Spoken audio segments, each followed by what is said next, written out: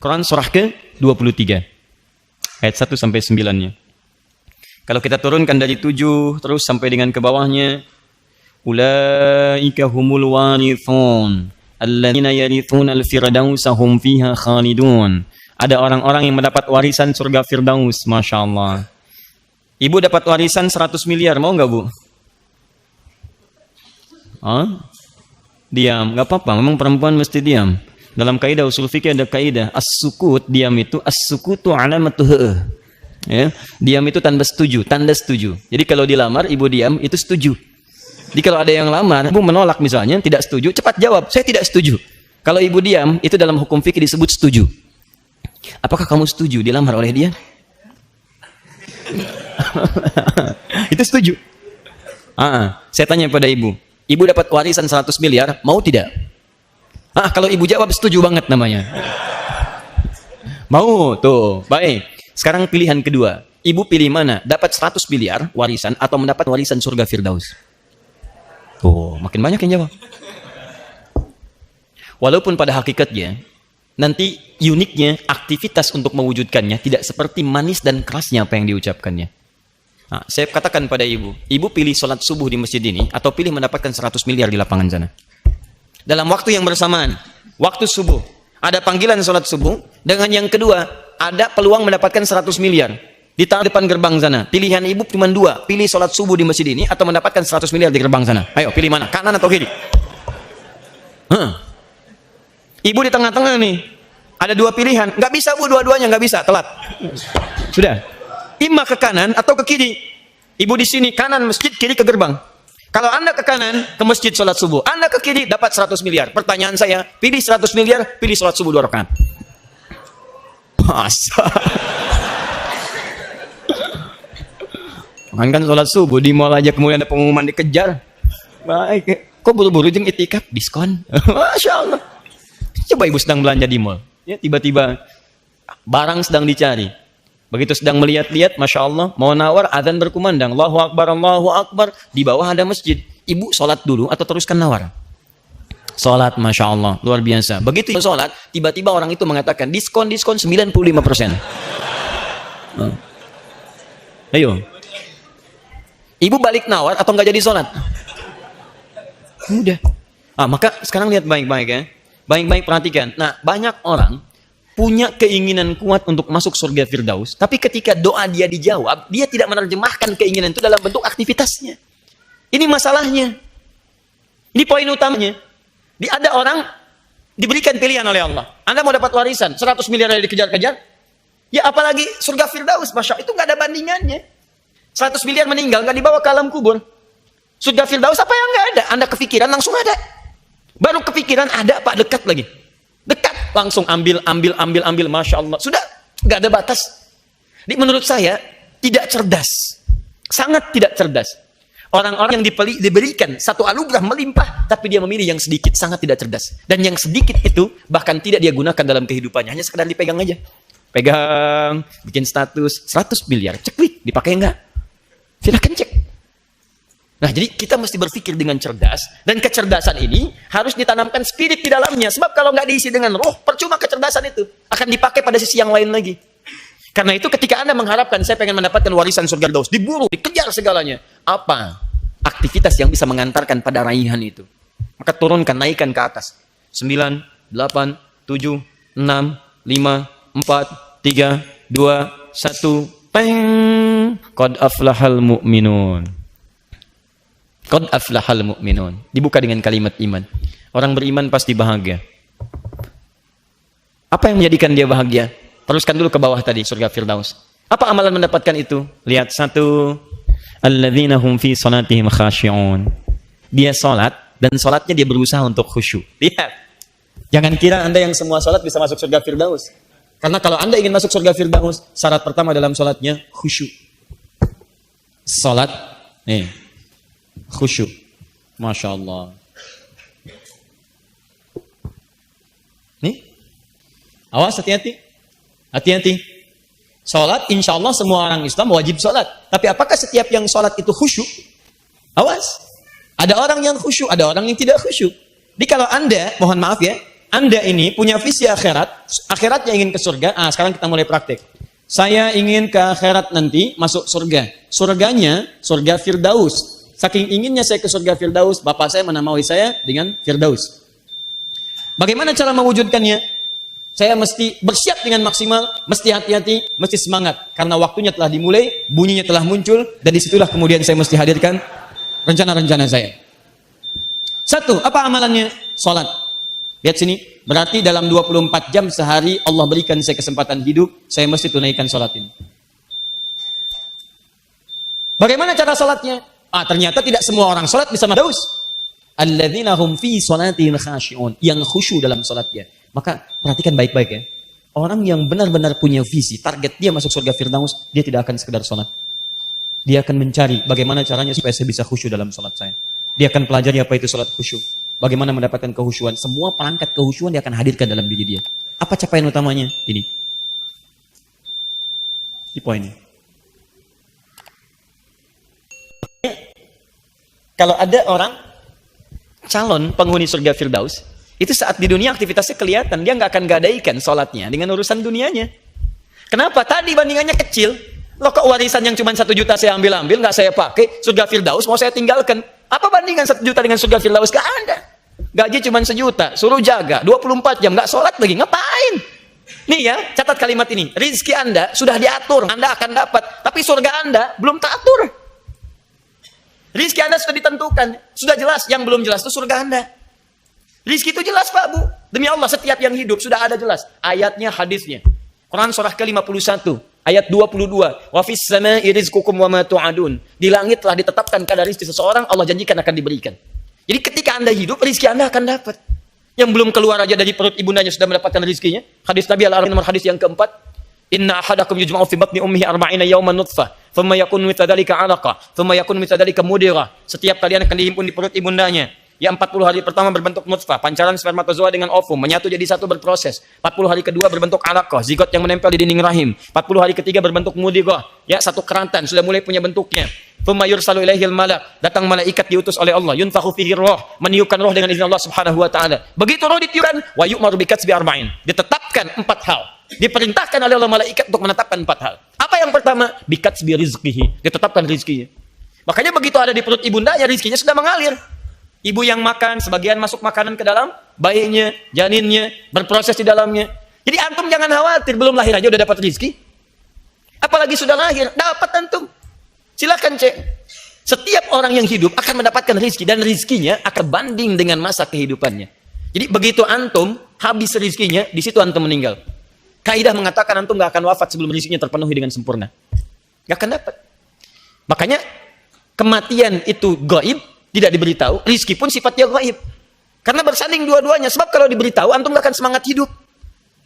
Ini antum nih. Siapa namanya? Iman. Tuh, udah beriman lagi. Rizki antum 100 miliar. Misal. Sampai malam ini sudah diambil 10,9 miliar, 999 juta, ya 999 ribu rupiah. Tinggal 1.000. Tinggal 1.000. Dia begitu 1.000, meninggal. Pertanyaan saya, Mas Iman, masih berani nggak nyentuh pop mie di situ tuh? Itu 3.000 tuh pop mie tuh. Begitu diseduk, baru begini, lek meninggal. Saya ya cuma memilih di dalam aja zikir, astagfirullah, astagfirullah. Mas sahur nanti aja. Kenapa? Tinggal 1.000. Enak banget. Dulu ada film yang nyawanya tertulis tuh di sini tuh di tangannya itu. Sekian bisa ditransfer lagi. Nggak bisa, cuma gambaran dunia aja. Ya, saya nggak pernah nonton begitu, cuma pernah lihatnya sekilas. Tapi nggak bisa begitu mas. Makanya dirahasiakan. Di rezeki kita itu udah jelas. Oh cuma di pinggiran pengkolan jalan, peluit nggak ada. Cepat tahan. Begitu belok, 2.000. Masya Allah. Makasih pak. 5.000 bos. 10.000. Oke pak. Masya Allah. Cek tuh. Satu mobil pak. Cuman diam aja. Ya antum pilih di sini aja. Oh, sampai sakit dibawa ke rumah sakit. Rizki datang di rumah sakit. Jelas. Rizki itu jelas. Yang belum jelas itu surga anda. Kalau anda tinggalkan warisan Firdaus untuk mengejar begitu, jadi kelihatan orang Firdaus itu kelihatan. Begitu Allahu Akbar, sebelum adzan dia sudah tungguin di masjid. Ditungguin. Karena kalimat adzan itu kalimat panggilan. Panggilannya di situ ada kalimat Firdausnya kok. Silakan cek 23 tadi, Quran surah 23 ayat 1. Qad aflaha Asal kata aflaha dari kata falah. Falahun. Falahun. Baik, amalan pertama surga Firdaus itu salat. Alladzina hum fi salatihim khashi'un. Panggilan salat disebut adzan. Dalam adzan setelah hayya 'alal shalah, Anda bertanya, "Kenapa saya salat?" Hayya 'alal falah, hayya 'alal falah. Ayo bahagia. Orang yang mendapatkan falah disebut aflah. Falah dia dapat dipegang disebut aflah. Apa yang dia pegang? Firdaus. Makanya kalau orang ahli Firdaus begitu mendengar kalimat hayya 'alal falah dan dia baru tahu itu adzan, dia belum lihat waktu, maka dia akan katakan padanya, Allah terlambat saya. Terlambat, padahal sholat aja belum. Tapi kalau nggak punya visi yang ini, susah. Hayya 'alal falah. Oh, belum la ilaha illallah. Mas pahala. Jauh. Tuh. Sudah. Susah. Takut. Meninggal aja. Cuma jadi catatan di tulisannya. Ingin masuk surga Firdaus. Pulang ke rumah. Baiti jannati. Rumahku surgaku. Ayo, rumahnya masuk surga. Dia enggak. Ayo cek.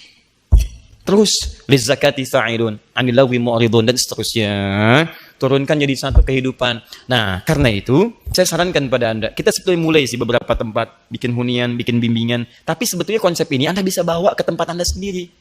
Kenapa di rumah tidak Anda turunkan? Nih, saya, insya Allah, bersama keluarga, memiliki ikrar, insya Allah masuk surga Firdaus. Ya Allah, mohon ya Allah, mohon ya Allah. Kata Allah, jangan banyak memohon, ini saya berikan tiketnya. Ini tiketnya, kamu mohon, saya berikan. Kamu mohon, saya sampaikan. Apa itu tiketnya?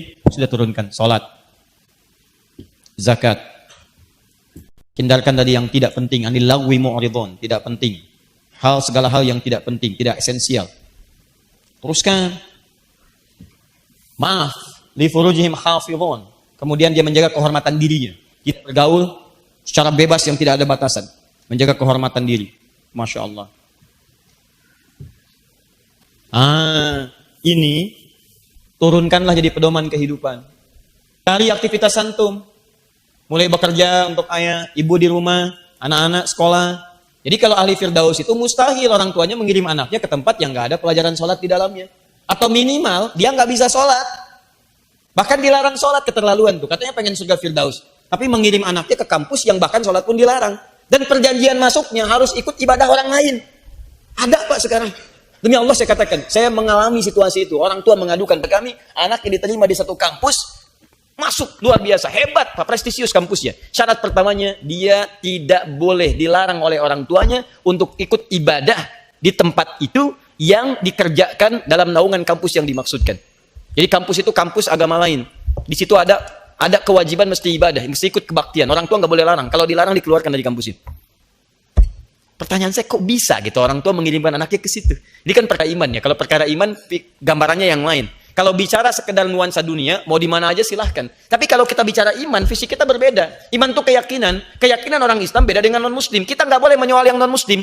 Tugas kita hanya menerangkan. Mau ikut silahkan, mau tidak terserah Anda. Lakum dinukum waliyadin. Dan pembahasan kita saat ini, itu pembahasan yang dilindungi oleh undang-undang kita. Pasal 29 ayat 2. Negara menjamin kemerdekaan tiap-tiap penduduk untuk memeluk agamanya masing-masing dan beribadah menurut agama dan kepercayaannya itu. Percaya dengan konsep keislaman, kita percaya dengan Quran, maka kita terjemahkan kepercayaan kita dalam bentuk aktivitas yang disebut dengan ibadah. Tapi kita pun tidak boleh kita usil kemudian mengganggu orang lain. Yang di luar kepercayaan kita silahkan. Tugas kita berdakwah, sampaikan. Ini begini, mau ikut silahkan, tidak silahkan. Tapi menyoal, tinggalkan. Apalagi berbuat anarkis, itu nggak boleh. Bom sana, bom sini, ya tidak dibenarkan dalam tuntunan. Saya kembalikan ke sini. Ini baru sholat Pak. Antum nih yang itikaf di sini, coba cek pekerjaan Anda selama ini. Duhai Anda yang katanya pengen surga Firdaus, bersama Nabi lagi, Masya Allah, surga Firdaus bersama Nabi, kumpul dengan para syuhada, Allahu Akbar, Allahu Akbar. Ntar deh, Anda siapa?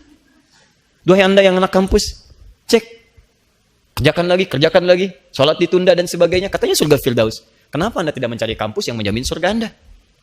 Dan Anda tidak akan ketinggalan kok urusan akhirat, urusan dunia Anda, dapat juga. Silahkan cek. Ya, apa tidak bisa Anda ke ITB sambil jadi penghafal Quran? Masjidnya terbuka? Apa nggak bisa ke Unpad sebagai penghafal hadis? Bisa. Ambil fakultas kedokteran, sela-sela belajar hadis tentang kedokteran, baca ayatnya, hafalkan, lulus dari Unpad, Masya Allah kedokteran. 5-6 tahun, begitu keluar, hafal termasuk ayat-ayat kedokterannya. Kan bisa. Keluar dari ITB, jadi insinyur yang hafal ayat-ayat Quran terkait dengan aktivitasnya, bisa. Kenapa nggak punya visi seperti itu? Masjid di kampusnya ada, manhajnya ada, tinggal kita terapkan dalam kehidupan. Jadi ada beda. Antum yang di kantor, ibu yang di rumah dan sebagainya. Tuh, anilawi mu'ridun, berapa kali ibu nonton sinetron yang nggak ada kaitan dengan surga? Hei cek, katanya pengen ke surga, yang dilihat sinetron nggak karuan. Masya Allah, sebentar pak, tinggal 5 menit lagi. Ayo, Nah, ini baru satu tuh. Ayo, yang tidak penting tinggalkan. Kalau sudah ada zakat jangan ditunda. Bahkan penghuni surga Firdaus itu berusaha, karena di sini ada kalimat zakat, maka dia berusaha untuk berzakat. Bukan nunggu kalau ada zakat baru zakat, bukan. Dia berusaha bekerja supaya bisa zakat. Saya pengen ke surga Firdaus, kata Allah tiketnya zakat, maka saya harus tingkatkan kualitas hidup saya supaya saya bisa berzakat. Dia berdoa, ya Allah, saya ingin berikhtiar, ya Allah, bisa berzakat, ya Allah, beri kesempatan, ya Allah, mohon ya Rabb. Gak apa-apa ya Allah, zakat 1000 juga gak ada masalah. Yang penting saya bisa berzakat. Begitu sudah 1000, ya Allah, saya malu ya Allah. Penghuni surga Firdaus kalau dikumpulkan ditanya teman, dulu zakatnya, iya berapa? 1000. Beri kesempatan ya Allah, saya pengen 25 juta aja zakatnya. Masya Allah, kasih 1 miliar. Betul kan 2,5%? Oh, habiskan. Itu kepentingan yang sangat indah. Makanya dulu ada, Masya Allah, calon penghuni surga Firdaus, dia senangnya sedekah. Ya, sedekah. Dan sedekahnya pun gak ada yang tahu, Bu, Pak. Jadi, satu komplek nih, kalau ada begitu, indahlah kehidupan sekomplek itu. Jadi orang ini, kalau Anda buka pintu rumah di rumah itu, menjelang subuh, depan rumah Anda sudah ada makanan. Untuk porsi hari itu. Semua warga komplek dapat. Dan bukan sehari 2 hari, tiap hari. Sampai satu ketika nggak ada yang tahu siapa yang kasih di situ. Sepakat dibuat tim untuk begadang, melihat dan mengintai siapa yang nyimpan makanan itu. Tungguin. Jam 2, jam 3, wah jam 3. Udah nggak kelihatan tanda-tanda, nggak ada nih kayaknya malam ini. Balik semua yang begadang. Begitu kembali, mau menjelang subuh dibuka, ada lagi. Satu kali, wafatlah seorang yang dikenal baik di lingkungannya. Tampilannya sederhana. Begitu dia wafat, sehari nggak ada yang nyimpan makanan. 2 hari nggak ditemukan makanan. Setelah sebulan nggak kelihatan makanan, baru warga sekomplek menyadari bahwa itulah yang meninggal yang biasa sedekah dalam kehidupannya. Masya Allah, kemuliaannya teringat, dibicarakan, dibincangkan, dan jadi, nah ini yang paling indah, jadi kisah yang inspiratif bagi generasi setelahnya. Kenapa Anda tidak coba nih lingkungan-lingkungan seperti ini? Anda yang berangkat tuh, ya maaf, berangkat gelap, pulang gelap, kenapa tidak menyiapkan visi Firdaus? Anda yang tugasnya misalnya di Jakarta, dari Bekasi berangkat bahkan sebelum subuh, kenapa dari sekian uang yang dibawa bukan hanya untuk bensinnya, urusan dunia Anda, bensin akhiratnya keluarkan. Walaupun cuma 5.000 jalan, lihat tuh, tukang mie tek-tek tuh, tek, hanya untuk mendapatkan yang halal dia dorong. Pernah nggak Anda melihat tukang mie malam-malam jam 3, setengah 4 baca Quran? Pernah nggak melihat tukang sapu di jalan yang Anda tinggal jalan lulus saja, mereka sholat di pinggir jalan? Anda mungkin belum pernah lihat bagaimana mereka berseragam sebelum terjun itu, dia sholat dulu, terus dia baca Quran, terus dia nyapu. Masya Allah, indah teman-teman. Begitu Anda sampai dia, Anda lihat dia, Anda sapa dia, Anda berikan sesuatu, maka dia berkata dengan seluruh keikhlasan pada dirinya, ya Allah, terima kasih Mas, ya mudah-mudahan sehat, Allah berkahi ya, lancar di jalan. Dan Anda tentamnya luar biasa. 5.000 aja sudah membuat hati Anda damai seharian itu. Masya Allah. Apalagi kalau banyak orang yang Anda kunjungi, keluar berikan, wah itu enak Pak. Hati kita tuh tentram. Dengan harta kayak nggak ada nilai, digenggam tuh. Dan hebatnya ketika Anda bisa begitu, Allah akan kasih lagi. Sampai dengan begitu dikasih terus-menerus, Anda jadi terbiasa dengan itu. Kayaknya kalau nggak ngasih dalam sehari itu nggak enak perasaan Anda. Nggak enak. Duhai Anda yang mengatakan, pengen surga Firdaus. Ya, baru gitu aja perhitungan. Kotak infak lewat, ting. Wah, mobil datang. Nih. Lihat, itu masukin. Bandingkan dengan apa yang Anda keluar untuk mal Anda. Zakat mal mengantarkan pada Firdaus Anda. Zakat mal hanya menghadirkan kenikmatan dunia Anda. Satu. Ya. Jadi kalau Anda bisa jadi syuhada, alhamdulillah, hadiri majlis ilmu. Ya, mudah-mudahan wafat misalnya kadang ikut ta'lim gitu kan. Baik, saya juga demikian. Ya, mudah-mudahan Allah wafatkan dalam keadaan syahid. Misal, ya wallahu a'lam dimanapun, minimal sedang mengajar begini, ya. Indah itu, sedang mengajar, tiba-tiba Masya Allah, ada malaikat datang, ayo pulang. Masya Allah, ayo. Udah. Tinggal ngajak pulang, ya pulang aja gitu kan. Oh ternyata bukan kamu, dia duluan. Bisa, bisa ya. Bisa aja gitu kan. Ya, siap? Insya Allah, Masya Allah. Kita nanti bergandengan tangan ya. Insya Allah ke surga. Saya duluan, belum di belakang. Insya Allah. Allahu'alam, kita tidak tahu teman-teman. Ada yang nampak seperti bagus, tapi menurut Allah bagus yang lain. Ada yang pendiam, nggak bicara, ternyata zikirnya luar biasa. Begitu keluar kalimat yang bagus. Dia nggak bicara, dia zikir. Ya, seperti Panglima yang pimpinan chestnya itu sekarang. Ini Masya Allah, itu 5.000 kali sholawat dalam sehari. Dan kalau nggak ngobrol, dia sholawat pada Nabi. Kalimat thayyibah. Di wajahnya kelihatan auranya, kebaikannya. Dan dirindukan orang. Setiap datang tuh orang senang gitu. Cobalah begitulah, usahakan. Setiap datang tuh orang senang dengan manfaat, bukan dengan yang lain-lain. Ya, makanya saya sarankan kalau orang-orang baik, minta nasihat, bukan minta foto. Ustaz, foto dong. Masya Allah. Ngapain? Buat saksi di akhirat. Ya Allah Firdaus, ya Allah, apa amalan kamu? Saya pernah ditalim, mana buktinya? Foto. repot.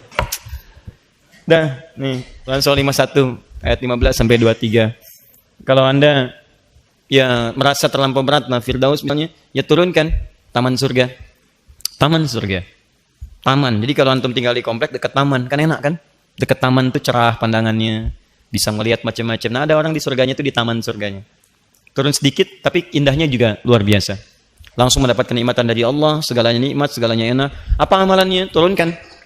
Turunkan. Kanu qalilan minal laili ma yahja'un. Mereka sedikit tidurnya, banyak ibadah malam harinya, tahajud. Nah, jadi tinggal diturunkan ke bumi aktivitasnya. Dari sekian banyak aktivitas di bumi selama 24 jam, antum harus punya, mesti punya. Awas alokasi waktu untuk sholat malam, sekalipun 2 rakaat. Udah, saya visi saya sudahlah, yang VIP aja, taman surga. Langsung bisa lihat Allah tanpa hijab, Quran surah 75 ayat 22 sampai dengan 23-nya. Kenikmatan datang di taman surga enak, indah, dan luar biasa. Amalannya apa tadi? Kanu qalilan minal laili ma yahja'un wa bil ashari hum yastaghfirun. Rajin istighfar. Terutama menjelang subuh. Jadi begitu dia selesai tahajud, dia istighfar. Makanya ngatur waktu selepas Ramadan, kalau nggak bisa bangun lebih awal, mendekat ke arah fajar. Fajar 4:30, bangun dalam jam 3. Siap-siap dulu, kan? Mandi macam-macam, sholat. Mungkin dapatnya 2 rakaat, witir 1 rakaat, tiba-tiba sudah 4/4 isi istighfar. Astagfirullah. Astagfirullah ya Allah, ampuni saya ya Allah. Ampuni saya ya Allah. Astagfirullah ya Allah. Astagfirullah. Astagfirullahumma rahmatak ya Allah, mohon rahmatmu ya Rabb. Itu orang seperti itu. Allahu Akbar.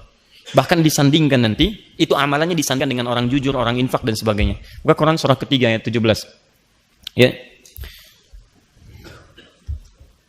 As-sabirina was-sadiqina wal-qanitina wal-munfikina wal-mustaghfirina bil ashar. Itu mustaghfirina bil ashar, orang-orang yang rajin istighfar di waktu sahar, waktu menjelang fajar. Itu disandingkan dengan orang sabar. Disandingkan dengan orang jujur, sadiqina. Wal-qanitina disandingkan dengan orang khusyuk, yang sering tawakal kepada Allah. Disandingkan dengan orang infak. Jadi istighfar itu jangan dikira biasa. Amalan istighfar itu dahsyat, Pak. Dahsyat. Itu bisa senilai dengan infak, senilai dengan sabar, senilai dengan khusyuk kepada Allah. Makanya banyak para ulama kalau punya waktu singkat, dia ingin memohon dengan banyak, dia hanya akan istighfar. Seperti waktu singkat antara 2 khutbah Jumat itu. Makanya khatib mengatakan fastaghfiru, ayo istighfar aja, istighfar. Jadi kalau doa Anda terlampau banyak, Anda mendingan istighfar. Sebab istighfar itu ketika Allah ampuni doa Anda plus dengan mengabulkan segala keinginan Anda. Diberikan seketika.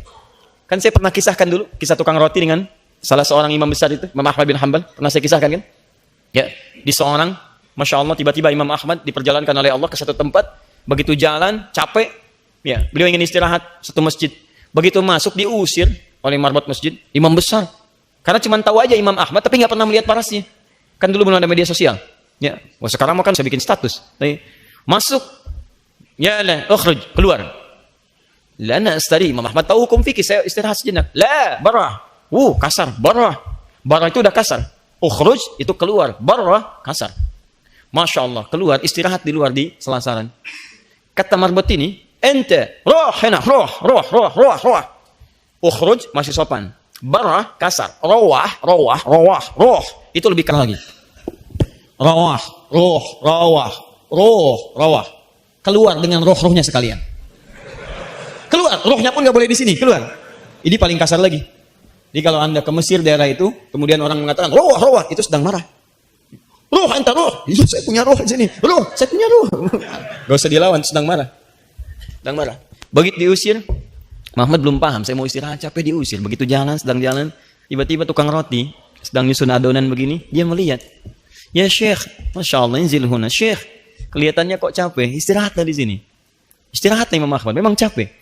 Begitu sedang istirahat, diperlakukan dengan luar biasa indahnya, sopannya, takrimnya. Tiba-tiba tukang roti ini bikin adonan. Setiap dia membuat, dia selalu istighfar.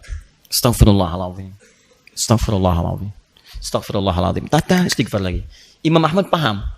Tahu beliau. Cuma ingin menguji, dia bertanya. Ya Syekh, katanya, Masya Allah. Ya Kisana. Saya perhatikan Anda setiap membuat sesuatu, Anda istighfar. Ma faedah istighfar ini? Apa sih manfaat dari istighfar itu? Masya Allah. Wallahi, kata beliau ini, tidak pernah saya mengerjakan sesuatu dan saya selingi dengan istighfar, disandingkan dengan istighfar, kecuali Allah selalu kabulkan apa yang saya mohonkan kepada Allah. Cuman satu aja yang belum terkabul sampai sekarang. Apa itu?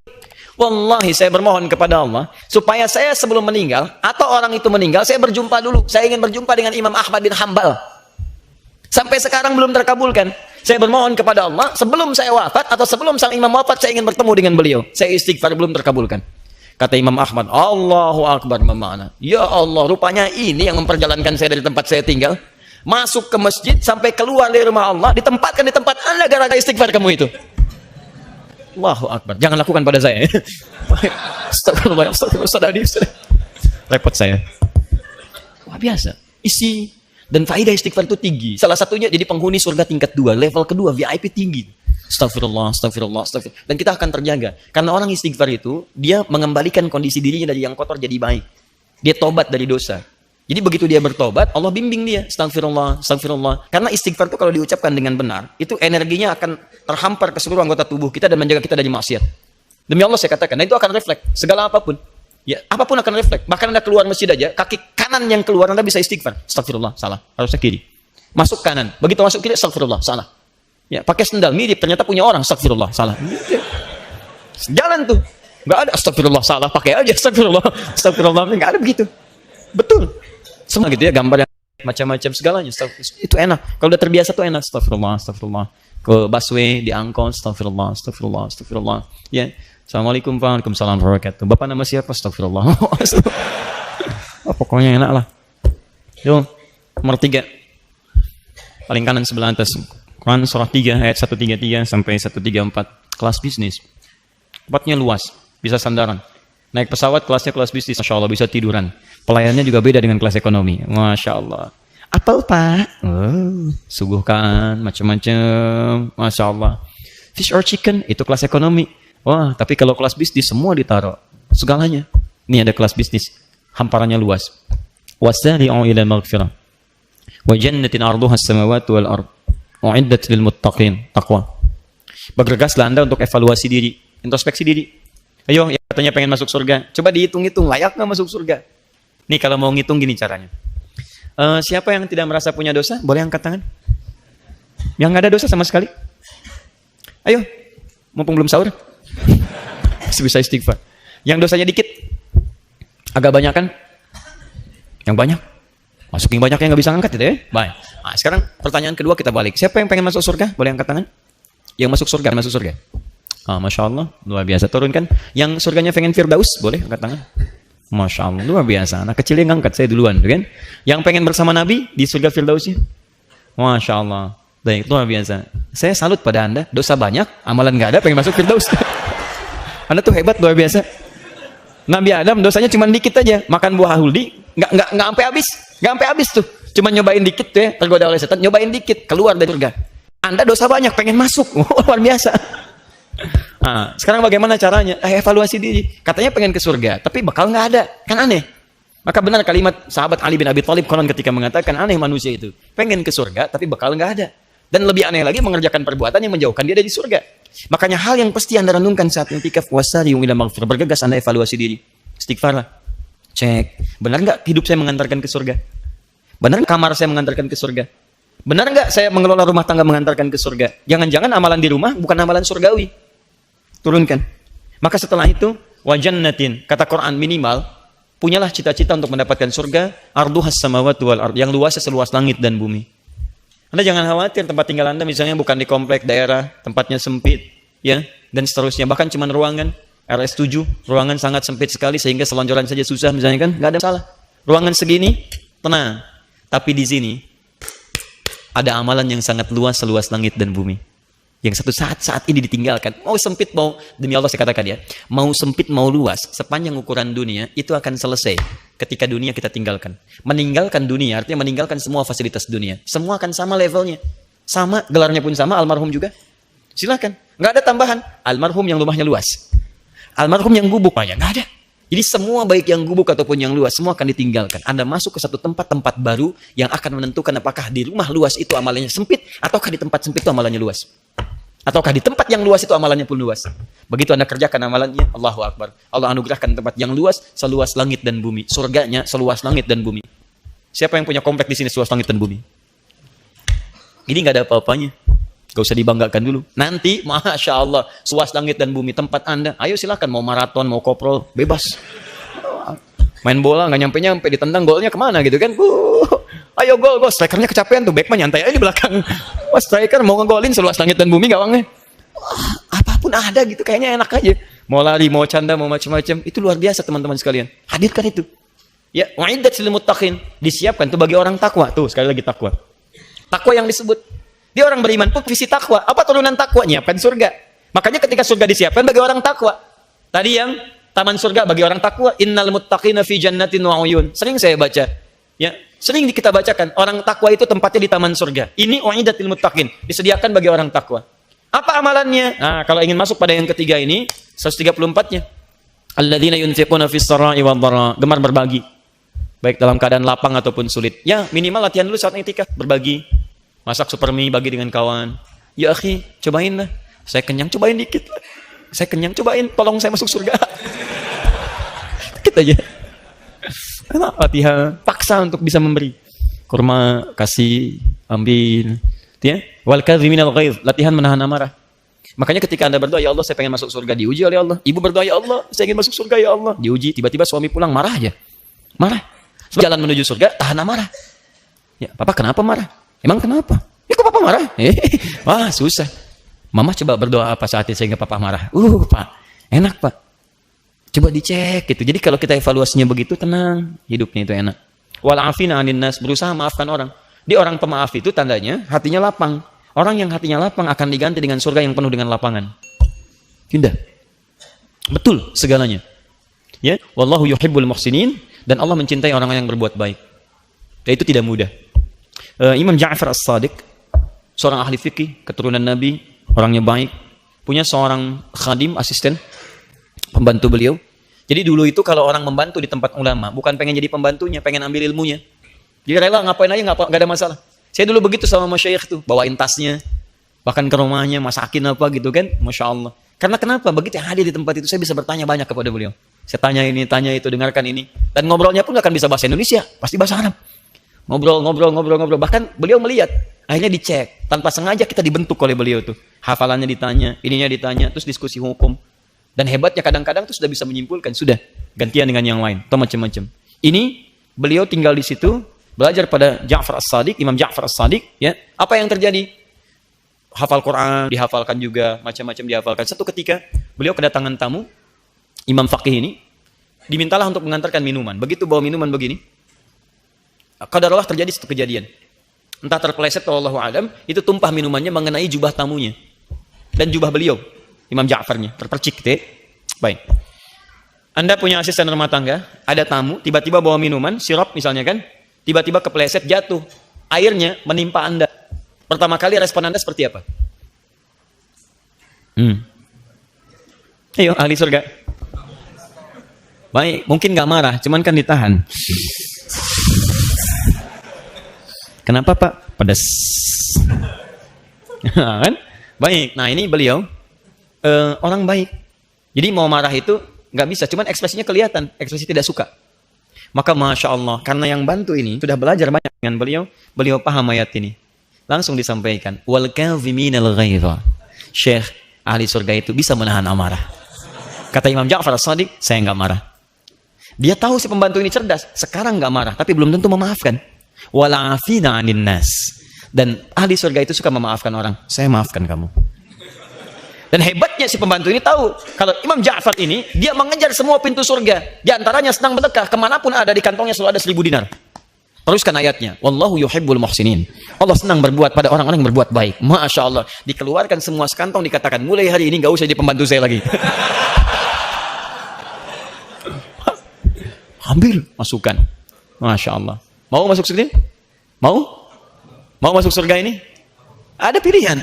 Tapi kita bisa cek itu dalam kehidupan. Ayo coba cek tentang berbagi, tentang segalanya, ya, tentang kita menahan amarah. Karena ternyata kadang-kadang dalam kehidupan itu seperti itu. Bapak lagi marah, ibu lagi marah. Kalau kita lihat dengan persepsi kita pribadi mungkin nggak enak. Tapi kalau antum memikirkan ayat ini, mungkin itu jawaban dari doa yang Anda mohonkan.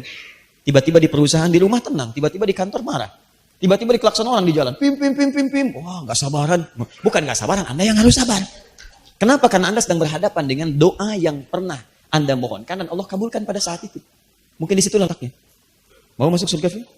Mau seluas langit dan bumi? Masya Allah. Nama siapa? Oh Tia. Semoga Allah mudahkan ya. Tidak cukup dengan amin. Saya uji dulu nih. Buat yatim ya. Gini, buat yatim ya. Buat yatim. Kan tadi rumus pertama, senang berbagi, ya, dalam keadaan lapang dan sulit. Siap? Surga. Apalah handphone artinya dibanding surga? Siap? Oh, Masya Allah. Tidak mudah lah. Nggak bisa surga. Alhamdulillah. Memang tidak mudah. Ya, tapi itu latihan. Yakin? Siap? Wah, masa? Kontaknya banyak loh di sini. Mas. Kok diambil? Sudah. Nah, itu latihan aja. Contoh, kadang-kadang memang kita harus punya tekad, punya keinginan, tapi tekad harus kuat. Kadang-kadang akan ada satu masa, apa yang sangat Anda cintai, disitulah Allah mengukur surga Anda untuk bisa menukar dengan surga yang Anda sangat harapkan itu. Itu yang dimaksud Quran surah ketiga ayat 92. Paling kiri sebelah atas. Lan tanalul birra hatta tunfiqu mimma tuhibbun. Anda tidak akan pernah raih apa yang Anda harapkan sebelum bisa menginfakkan apa yang paling Anda cintai dalam kehidupan. Kalau jiwa Anda sudah bebas dengan kepentingan harta dunia, dengan kedudukan, Anda bisa tukar dengan ridha Allah Subhanahu wa taala, maka disitulah kenikmatan hidup akan Anda rasakan. Ini biasa teman-teman. Tapi ketika Anda handphone paling Anda sukai, tiba-tiba ibu Anda mengatakan, "Nah, mama pengen umroh sekali, Masya Allah. Tinggal kurang 1 juta. Ternyata Anda nggak punya investasi kecuali handphone yang harganya 1 juta itu." Disitulah kemudian nilai kita dipertaruhkan. Ternyata itu jawaban dari doa kita yang ingin surga. Begitu handphone diberikan, mah sebentar ya, Anda nggak perlu cerita. Tiba-tiba sudah ada aja uang. Anda gadaikan, Anda berikan handphonenya, tukar uang. Mah, alhamdulillah. Dari mana ini? Allah kasih dari sisi yang tidak diduga-duga. Masya Allah. Begitu sampai sana, didoakan oleh bunda Anda. Ditelepon nggak jawab-jawab. Kenapa dia ganti jadi nomor perempuan? Nomor yang Anda hubungi, ya, malah tidak bisa atau tidak merespon, ya. Kok anak saya jadi berubah perempuan? Terus dilihat begitu pulang, "Papa, telepon kamu nggak muncul-muncul, kenapa nggak dijawab?" Dengerin aja gitu kan. Nggak apa-apa mah, mungkin handphonenya sudah ke surga. Cerita, Masya, tapi indah itu. Ketika Anda sudah mendapati itu luar biasa. Cobalah berjuang. Hasilnya luar biasa. Kalau sudah nggak bisa ini ya, minimal yang terakhir. Yang tidak disebutkan seperti apa gambarannya, tapi ya tetap surga. Tetap surga. Yang kata Nabi, "Ma la 'ainun ra'at wa la udhunun sami'at wa la khatara 'ala qalbi bashar." Kenikmatannya tidak pernah bisa digambarkan oleh penglihatan, nggak pernah bisa dilihat saat di bumi, tidak pernah terdengar kisahnya, keindahannya, dan dibayangkan pun nggak akan seperti itu. Contoh Quran surah kedua ayat 25, paling kanan sebelah atas. Wabashshiril ladzina amanu. Iman lagi kan? Puasa dibuka dengan kalimat iman. Ya ayyuhalladzina amanu. Visi surga dibuka dengan kalimat iman. Ya ayyuhalladzina amanu. Orang ke surga pun dibuka dengan kalimat iman. Wabashshiril ladzina amanu. Berikan pada orang yang telah beriman wa amilus shalihat, dan dengan imannya dimengerjakan banyak amal soleh. Kalau tadi kan dirinci ya. Ada salatnya juga khusus tahajud, ada infak, ada zakat, tahan marah. Kalau ini umum, amal soleh yang penting amal soleh apa aja? Salat fardu amal soleh? Amal soleh. Salat sunnah amal soleh? Amal soleh. Orang yang ngejar surga lebih tinggi, dia kerjakan sunnahnya, tahajud, dapat dia surga lebih tinggi lagi. Tapi ada orang yang mungkin sudahlah, yang penting amal soleh aja. Yang penting saya mendapatkan yang pokok, amal soleh.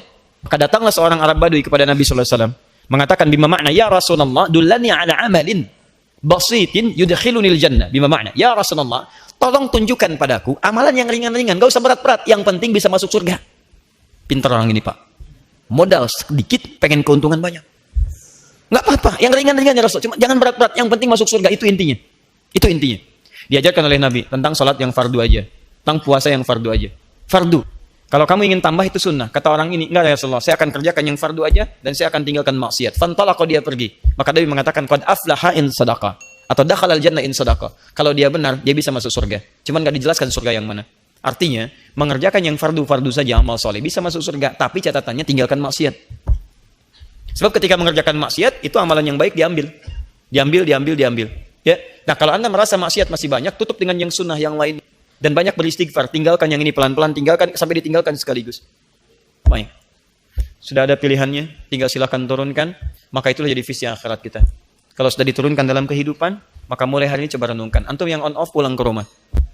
Ya, sudah cukup off-kan dari segala kegiatan yang tidak mengantarkan Anda ke surga. On-kan segala hal-hal yang bisa mengantarkan pada cahaya-cahaya yang bisa mengantarkan dan bimbing Anda ke surga. Mulai hari ini bikin visi. Anda mau surga yang mana? Teman-teman mau yang mana? Firdaus? Atau yang taman surga? Atau yang boleh angkat tangan? Minimal, gak apa-apa Ustaz, yang penting masuk surga. Ya, saran saya, tolong bikin visi yang di atas ya. Yang ini. Saya ingin kita semua bergandengan tangan dan saling mendoakan. Pasang yang ini. Ya, usahakan, turunkan amalan. Turunkan di rumah, di pekerjaan, dan sebagainya. Nanti, ketika Anda pasang target yang paling tinggi 100%, maka usaha Anda pun akan maksimal. Dia walaupun nggak kesampaian ke sini, nyangkutnya jelas misalnya di sini. Atau di sini. Kalau Anda pasang targetnya yang paling rendah di sini misalnya, maka energi kita pun akan seadanya. Mending kalau masuk. Pertanyaannya kalau nggak kecapai, nyangkutnya di mana? Yang repot.